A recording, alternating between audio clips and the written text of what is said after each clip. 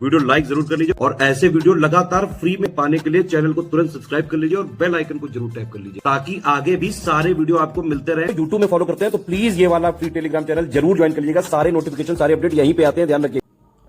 नमस्कार दोस्तों, स्वागत है आप सभी का ऑनलाइन एग्जाम प्रिपरेशन पर which is a part of study for civil services. दोस्तों हैप्पी होली, आप सभी को होली की हार्दिक शुभकामनाएं। होली के इस पावन पर्व पर आप सभी होली तो खेलिए, रंगों का त्योहार है तो रंग से बिल्कुल नहाइए, लेकिन साथ ही साथ पढ़ाई भी कीजिए क्योंकि आपके एग्ज़ाम आने वाले हैं और आपको इस साल सिलेक्शन पक्का करना ही करना है। तो इस पॉजिटिव एनर्जी के साथ आप सभी को आगे बढ़ना है। चलिए शुरुआत करते हैं आज के प्रश्नों की। सबसे पहले हमारे कुछ एक दो प्रश्न बाकी हैं अप्रैल 2023 की करंट अफेयर के, उनको फिनिश करेंगे। उसके बाद हम मार्च 2023 का करंट अफेयर स्टार्ट करेंगे। तो चलिए शुरुआत करते हैं। सबसे पहला प्रश्न दिया गया है, उत्तर प्रदेश सरकार के द्वारा जल जीवन मिशन के अंतर्गत हर जिले के कितने स्कूलों का चयन शिक्षा भागीदार के रूप में किया जाएगा? तो शिक्षा भागीदार बनेंगे हर जिले से 5 स्कूल, ऑप्शन ए सही उत्तर होगा। अगला प्रश्न है, कैदियों की समस्याओं और जेल की सुरक्षा को देखते हुए उत्तर प्रदेश की किस जेल में पहले स्वास्थ्य एटीएम की शुरुआत की गई है? ये यूपी का पहला स्वास्थ्य एटीएम है, तो ये अलीगढ़ जेल से शुरू किया गया है, ऑप्शन बी सही उत्तर होगा। तो याद रखना है, यूपी का पहला स्वास्थ्य एटीएम कहाँ पर है? अलीगढ़ जेल में खोला गया है और ये कैदियों की जो समस्याएं हैं, जेल की जो सुरक्षा है उसको देखते हुए इसको शुरू किया गया है। अगला प्रश्न है, उत्तर प्रदेश में मई जून 2023 में होने वाले खेलो इंडिया यूनिवर्सिटी गेम के तीसरे संस्करण का शुभंकर या फिर मैस्कॉट जिसको कहते हैं, इसको कौन सा चुना गया है? तो ये आपने पढ़ा भी था, जीतू इसको बनाया गया था। जीतू को मैस्कॉट शुभंकर के रूप में चुना गया था। जीतू एक प्रकार का बारहसिंगा है, तो ये बना था खेलो इंडिया यूनिवर्सिटी गेम 2023 का शुभंकर। अगला प्रश्न है, कौन सा कथन सही है? पहला कथन दिया गया है, गृह युद्ध से सूडान में फंसे भारतीयों को स्वदेश वापसी के लिए शुरू किए गए ऑपरेशन कावेरी के तहत अप्रैल 2023 में उत्तर प्रदेश के 94 लोगों को सकुशल घर वापसी हुई है। दूसरा कथन है, लखनऊ के जनेश्वर मिश्र पार्क में पहली वर्ल्ड एवियरी बनाने की योजना बन रही है। तीसरा कथन है, उत्तर प्रदेश के लखनऊ नगर निगम में पीपीपी यानी पब्लिक प्राइवेट पार्टनरशिप मॉडल पर राज्य का पहला महिला महाविद्यालय खोलने का निर्णय लिया गया है। तो लखनऊ में खोला जाएगा पीपीपी मॉडल पर राज्य का पहला महिला महाविद्यालय, और ये भी बिल्कुल सही है कि लखनऊ के जनेश्वर मिश्र पार्क में वर्ल्ड एवियरी बनेगी, ये पहली होगी। और साथ ही साथ ये पहला वाला भी कथन सही है। सारे कथन सही है तो उपयुक्त सभी हम सही चुन लेंगे। तो यहाँ पर हमारे क्वेश्चंस खत्म हो जाते हैं। इसके बाद हम देखते हैं मार्च 2023 का करंट अफेयर। सबसे पहले एग्रीमेंट दिए गए हैं। तो एक एग्रीमेंट हुआ इथेनॉल उत्पादन के लिए डेनमार्क के साथ साझेदारी करेगी उत्तर प्रदेश की सरकार। तो अगर आपसे एग्जाम में पूछा जाए कि हाल ही में डेनमार्क के साथ कौन सा किस चीज़ को लेकर समझौता हुआ है उत्तर प्रदेश सरकार का, तो इथेनॉल उत्पादन को लेकर हुआ है।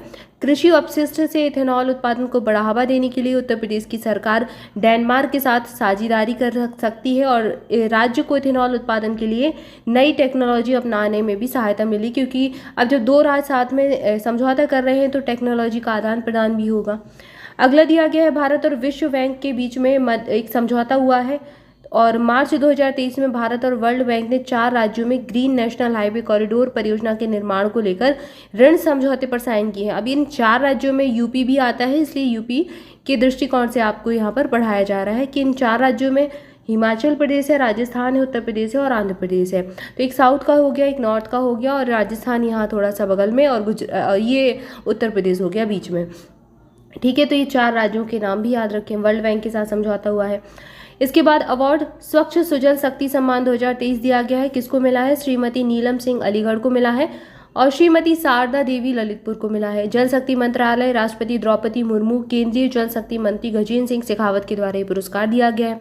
क्यों मिला है? अलीगढ़ के ग्राम भरतपुर की सरपंच नीलम सिंह को ODF प्लस मॉडल ग्राम बनाने के लिए और ललितपुर की विजयपुरा निवासी शारदा देवी को बरुआ नदी पर अपनी साथियों के साथ महज 8 दिनों में 5000 बोरियां रखकर एक बांध का निर्माण करने के लिए स्वच्छ सुजल शक्ति सम्मान 2023 से सम्मानित किया गया है। ठीक है, तो ये दोनों ही इन लोगों को किसके लिए मिला है ये आप जान चुके हैं, और किसके द्वारा दिया गया है ये भी आप जान चुके हैं। इसके बाद स्कीम्स पढ़ते हैं उत्तर प्रदेश की। वाराणसी रोपवे परियोजना शुरू हुई है। किसने शुरू की है? सड़क परिवहन और राजमार्ग मंत्रालय ने। 24 मार्च 2023 को प्रधानमंत्री नरेंद्र मोदी जी ने वाराणसी में संपूर्णानंद संस्कृत जो विश्वविद्यालय यूनिवर्सिटी है इसके परिसर में एक कार्यक्रम का आयोजन हुआ था। यहाँ से कई सारी योजनाओं को लॉन्च किया था। इसमें ही यही योजना थी वाराणसी रोपवे परियोजना। तो यहाँ पर प्रधानमंत्री ने वाराणसी में दुनिया के तीसरे और भारत के पहले सार्वजनिक परिवहन रोपवे की आधारशिला रखी और इस रोपवे परियोजना के लिए भारत, बोलीविया और मैक्सिको सिटी के बाद देश का दुनिया का तीसरा देश भारत हो जाएगा। तो ऐसा रोपवे बोलीविया में है और मैक्सिको सिटी में है और अब बन रहा है भारत के कहाँ पर, वाराणसी में। तो इसको याद रखिए। इससे पर्यटन, तीर्थयात्रियों और वाराणसी के निवासियों को आवागमन में आसानी होगी। अगला दिया गया उत्तर प्रदेश वाहन स्क्रैप नीति आई है। उत्तर प्रदेश परिवहन विभाग ने जारी की है। 1 अप्रैल 2023 से इसको शुरू हो चुकी है। इस नीति में 1 अप्रैल 2023 से 15 साल पुराने जितने भी वाहन हैं उनको स्क्रैप में भेजने की तैयारी की जाएगी। उत्तर प्रदेश टाउनशिप नीति 2023 आई है। योगी आदित्यनाथ जी के समक्ष में एक प्रस्ताव आया उत्तर प्रदेश टाउनशिप नीति 2023 का। इस नीति के अनुसार 2 लाख से कम आबादी वाले जो शहर हैं न्यूनतम 12.5 एकड़ और बड़े शहरों में 25 एकड़ नई कॉलोनियां बसाई जा सकेंगी। अगला है उत्तर प्रदेश की पहली खेल नीति जारी की गई है 2023। उत्तर प्रदेश मंत्रिमंडल ने इसको जारी किया है। 10 मार्च 2023 को उत्तर प्रदेश मंत्रिमंडल ने राज्य की पहली खेल नीति को मंजूरी दी है। उत्तर प्रदेश की खेल नीति में ई स्पोर्ट्स को भी शामिल करने की घोषणा की गई है और इस तरह आधिकारिक खेल नीति में ई स्पोर्ट्स को शामिल करने वाला भारत का पहला राज्य उत्तर प्रदेश बन गया है। उत्तर प्रदेश मंत्रिमंडल ने उत्तर प्रदेश खेल विकास कोष के लिए 10 करोड़ रुपए के प्राथमिक कोष को भी सृजित किए जाने की घोषणा की है। इसके बाद अगली योजना है 7 राष्ट्रीय राजमार्ग परियोजनाओं का उद्घाटन हुआ है। सड़क परिवहन और राजमार्ग मंत्रालय के द्वारा किया गया है। केंद्रीय सड़क परिवहन और राजमार्ग मंत्री कौन है? नितिन गडकरी। इन्होंने 27 फरवरी 2023 को उत्तर प्रदेश के बलिया के चितबड़ा गांव में 6,500 करोड़ रुपए के निवेश से 7 राष्ट्रीय राजमार्ग परियोजनाओं का उद्घाटन किया है।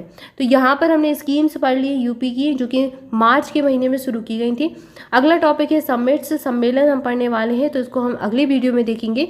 आज की वीडियो में इतना ही। आप सभी मस्त रहें, मुस्कुराते रहें, पढ़ाई करते रहें और त्योहार भी मनाते रहें, रंगों से खूब खेलें और होली मनाएं। स्टडी फॉर सिविल सर्विसेज के पेड बैचेस से जुड़ना चाहते हैं तो इन नंबर्स पर कॉल करके इन्फॉर्मेशन ले लीजिए या फिर हमारा एप्लीकेशन इंस्टॉल कर लीजिए। Study for civil services application इस प्रकार का आपको लोगो मिलेगा। प्ले स्टोर पर जाकर आप इंस्टॉल कर सकते हैं या फिर लिंक आपको डिस्क्रिप्शन में मिल जाएगी। और मोर अपडेट के लिए हमारा टेलीग्राम ग्रुप ज्वाइन कीजिए, लिंक आपको डिस्क्रिप्शन में मिल जाएगी। Thank you for watching this video. Thank you so much.